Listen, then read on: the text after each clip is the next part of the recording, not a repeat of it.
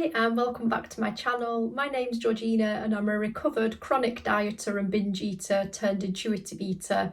I've got a background in both physiotherapy and I'm a trained certified intuitive eating counsellor, and I've got an absolute passion for helping people like yourself heal your relationship with food and your body, to move away from diets and start to learn how to really trust and be the expert of yourself so that you can lead a life of true freedom, peace and purpose.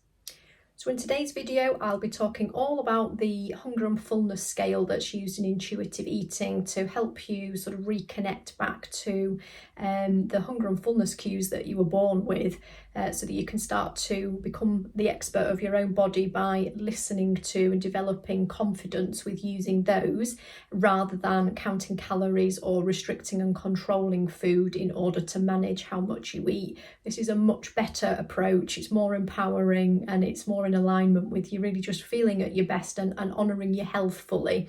So I will be starting by just talking about what hunger actually is, what is biological hunger as it's known in intuitive eating.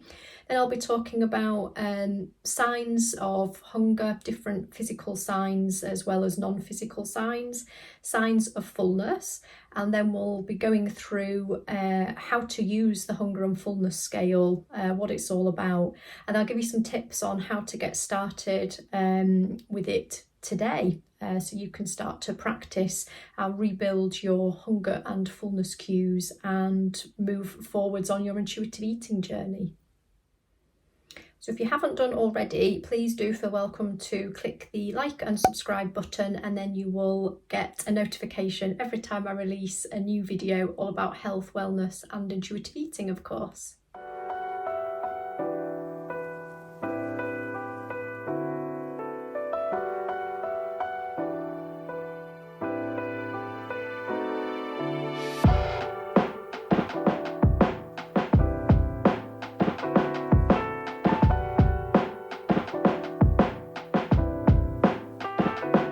So hunger is a natural biological cue that your body signals to you to encourage you to fuel your body with adequate energy to sustain you and to sustain life. In a nutshell, it's a sort of quite a simple statement, but a good one just to reiterate.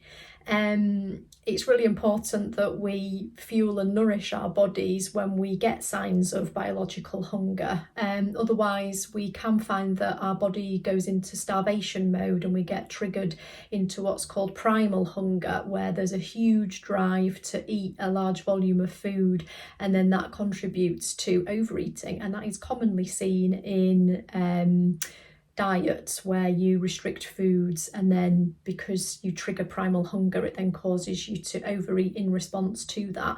So it's recognising, in summary, that hunger's a vital and important cue that we need to honour, to adequately nourish our bodies with, carbohydrates, fats, proteins, etc., to give us that life-sustaining fuel, so that we can enjoy our lives to the full and feel energetic and vibrant to do so.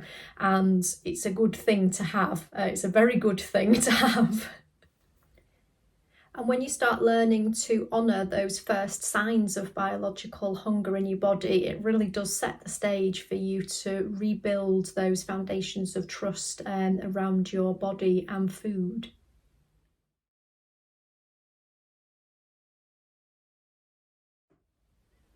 So next, we want to get a bit more of an idea of what those signs of hunger might be that we'll be looking out for. And there's some very common ones which I'm going to list up here to go through, but as we're all unique beings, you may find that you also have other signs of hunger once you get to know your body a little bit more through doing this work, where you may have new ones that are unique to you.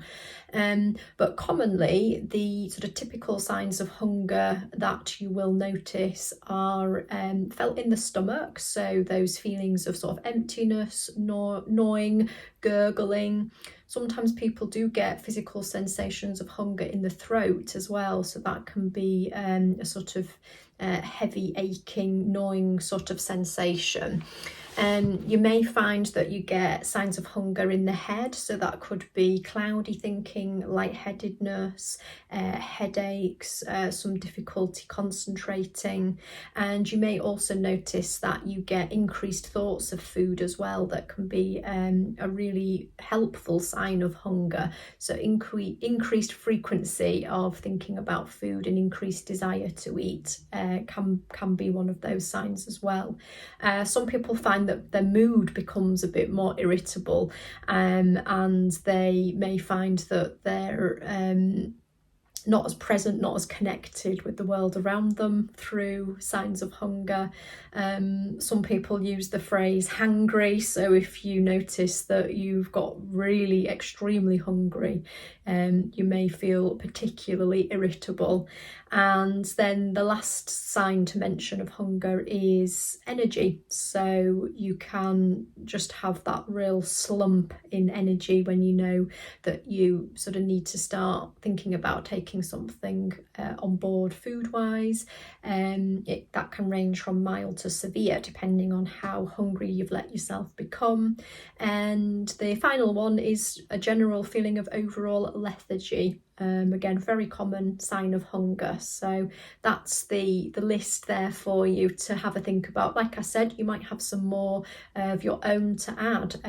Physical sensations of hunger can be felt throughout the body. So see what you think when you try this practice for yourself. See what else you notice is present for you.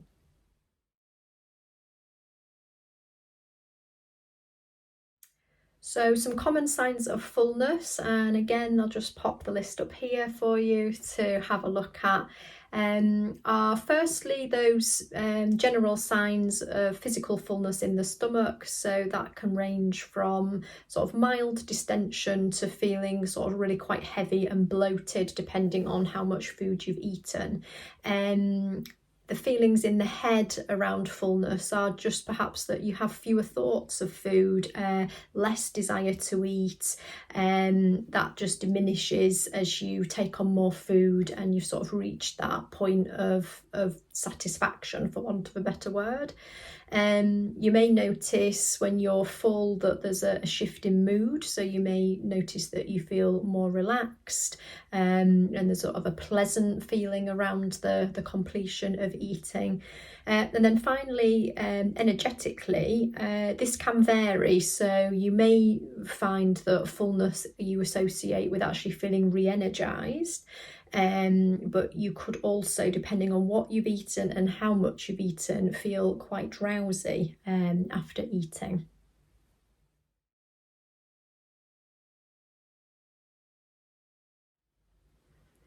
And so now we're going to look at the actual hunger and fullness scale itself. So it's a scale that's numbered from 0 to 10. So 0 would be extreme hunger, so primal hunger. This is the point at which you've let yourself get so hungry that you actually can't stop the desire to eat even if you wanted to. So you will generally find that you would eat a much larger volume of food in response to primal hunger, because you've gone almost a bit too far. Your body thinks it's not going to get fueled again, so it will override any of your thoughts of willpower or conscious choices around food, and you'll just find you want to eat whatever's nearest to you. So that 0 to 1 would be the feelings that come from looking at the scale with that type of pattern. And then as you go up the scale, so 2 is a ravenous hunger, but not as intense as the extreme hunger of 0 to 1. And then as you get up the scale again, 3 to 4 would be the sweet spot where you want to be as an intuitive eater, and that would be known as comfortable hunger. So you've got signs of hunger there as per the signs and symptoms that I've just gone through earlier in the video, but there isn't an urgency to eat. You've got time to think about what you'd like to eat, prepare the food, buy the food, etc. So you're just ready to eat. Number 5 is the neutral point on on the scale. So you're neither hungry or full at 5. So that might be because you've, in between meals or snacks, you're adequately fueled, and therefore, you just don't need anything to eat at that number on the scale. And then as we move up between 5 and 10, we're working towards fullness. So 6 and 7 is comfortable fullness. So again, using the signs of fullness from the bits I've just talked about there, you'd be feeling that comfortable satisfaction from whatever you've eaten, a pleasant mood, feeling that sort of nice energized feeling from whatever you've eaten. As you move up the scale, so if we go towards number 8, you're starting to feel that uncomfortable full sensation. So you may notice that's where there's more heaviness to the eating experience after you've finished, and sort of bloated feeling, maybe more lethargy, so the energy may start to decrease after you've eaten.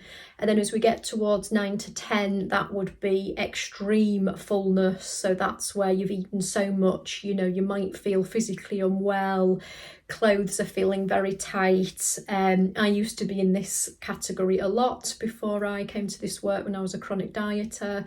I would frequently overeat to not only uncomfortable fullness, but extremely uncomfortable fullness, especially with my binge eating patterns, which I've talked about in other videos, which you can have a look at up there if you want to check out my journey of healing with intuitive eating. So this is a fantastic scale to give you some awareness of, how to relate your signs and symptoms to day-to-day food choices. If you feel that the scale is a little bit rigid, some people do, and it's a bit triggering because it feels like it could be sort of another set of rules, and that feels a bit too much for you at the moment, you are welcome to simplify the scale by, when you're looking at eating, you're observing your eating patterns, you can just ask yourself the question, does this hunger feel pleasant, unpleasant, or neutral? And that's quite a nice way to just start to get into a practice of listening to your body. This work it's gentle, so it's about curiosity and exploring to reconnect these cues. It's not designed to be judgmental in any way. It's a very supportive process to follow. So you are welcome to use that alternative way of rating hunger and fullness if that feels more supportive to you.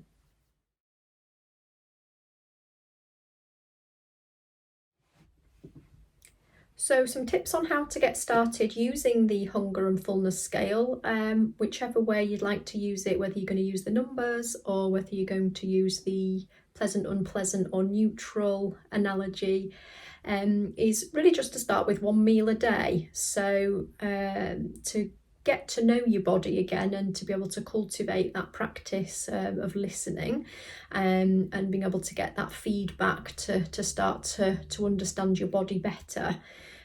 Small actions regularly are the key to change, especially in this work because it's healing work and it's very gentle. So if you can think of picking a meal or a snack of your choice in each day that you can work with using the scale, the idea is to check in with hunger and fullness before, at some point during, and at the end of your food of choice.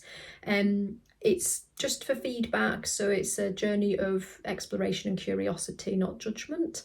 But over time you will find you start to notice more of these signs of hunger and fullness, and it gets a lot easier then to know when you feel just naturally ready to start eating and to stop eating, and that will really help to regulate the nourishment that you're giving to your body in a really sort of empowering way, and obviously built all around trust rather than control, which is what diets lead you into, that trap of restricting, and then, as we all know, it all goes pear-shaped and then we just end up with these really erratic eating patterns. So that's the first thing to do with bringing this practice with the intuitive eating scale into your healing journey. The second tip I've got is more around fullness. It's really good to eat with as few distractions as possible when you are getting to know your body again. The more connected you are with yourself and the food, the easier it is to start to listen and hear and respond to hunger and fullness signals. So that would look like, for example, not scrolling on your phone while you're eating, not watching TV, preferably eating in a nice calm environment, somewhere you feel safe, anything where you've got a nice peaceful setting.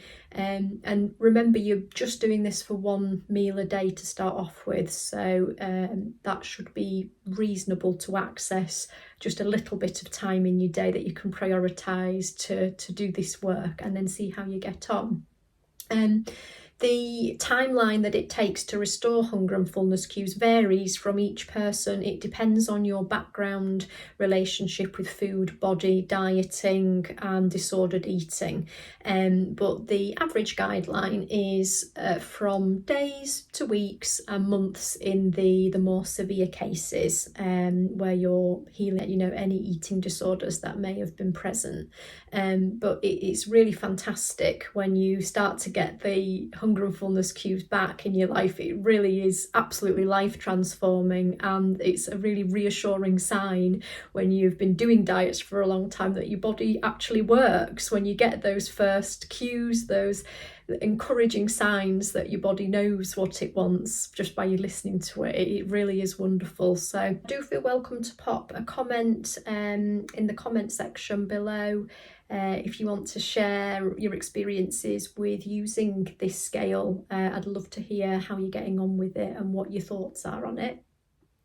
And if you're interested in becoming an intuitive eater and you've perhaps downloaded the beginner's guide that I've got with resources to get you started via the intuitive eating books, then you'll be aware that in order to make progress with the work, you will want to process it with the support of someone like myself that's trained in this work. So either one-to-one or group coaching is a great way to just help you sort of really get these principles integrated into your daily life, so that you can let go of those old dieting ways of being that are not serving you anymore, and step into a really sort of empowered and peaceful and purposeful sense of living when your mind's not taken up with all the clutter of dieting. So if you do want to consider one-to-one coaching with me, then just click the link in the description box to book a complimentary discovery call with me.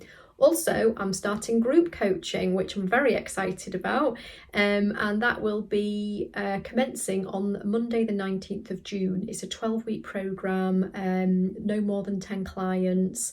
So again, if you want more details on that, do feel welcome just to click the link below for more information, and you'll be able to sign up for that from Monday onwards.